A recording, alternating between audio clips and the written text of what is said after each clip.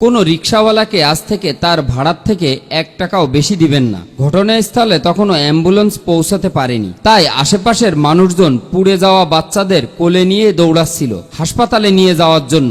Metro station থেকে সবচেয়ে কাছের হাসপাতাল মনসুর আলী মেডিকেল কলেজের রেগুলার ভাড়া 30 থেকে 40 টাকা, কিন্তু রিকশাওয়ালারা চাচ্ছিল 120 থেকে 150 টাকা। মাইলস্টোন থেকে কাছাকাছি মডার্ন হাসপাতালের রেগুলার ভাড়া 250 থেকে 300 টাকা, অথচ সিএনজিওয়ালা চাচ্ছে 1000 টাকা থেকে 1200 টাকা।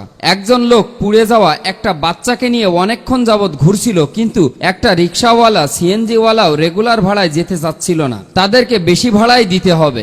এমনকি একটা প্রাইভেট কার পর্যন্ত থামেনি পুড়ে যাওয়া মাসুম বাচ্চাগুলোকে নিয়ে যাওয়ার জন্য।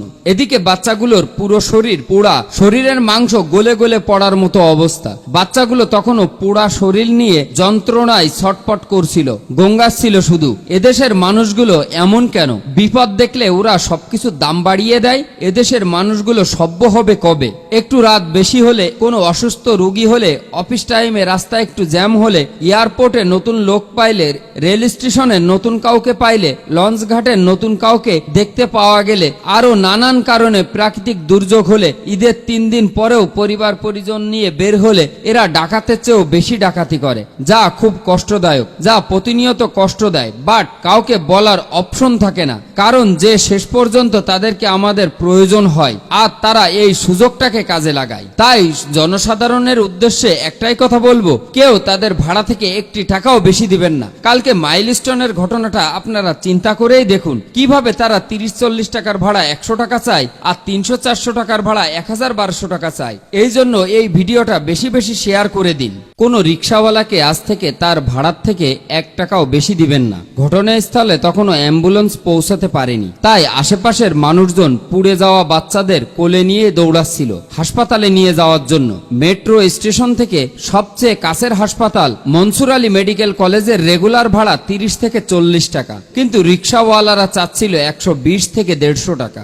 মাইলস্টোন থেকে কাছাকাছি মডার্ন হাসপাতালের রেগুলার ভাড়া 250 থেকে 300 টাকা, অথচ সিএনজিওয়ালা চাচ্ছে 1000 টাকা থেকে 1200 টাকা। একজন লোক পুড়ে যাওয়া একটা বাচ্চাকে নিয়ে অনেকক্ষণ যাবৎ ঘুরছিল, কিন্তু একটা রিকশাওয়ালা সিএনজিওয়ালাও রেগুলার ভাড়ায় যেতে চাচ্ছিল না, তাদেরকে বেশি ভাড়াই দিতে হবে। এমনকি একটা প্রাইভেট কার পর্যন্ত থামেনি পুড়ে যাওয়া মাসুম বাচ্চাগুলোকে নিয়ে যাওয়ার জন্য। এদিকে বাচ্চাগুলোর পুরো শরীর পোড়া, শরীরের মাংস গলে গলে পড়ার মতো অবস্থা। বাচ্চাগুলো তখনও পোড়া শরীর নিয়ে যন্ত্রণায় ছটফট করছিল, গঙ্গাচ্ছিল শুধু। এদেশের মানুষগুলো এমন কেন? বিপদ দেখলে ওরা সবকিছু দাম বাড়িয়ে দেয়। এদেশের মানুষগুলো সভ্য হবে কবে?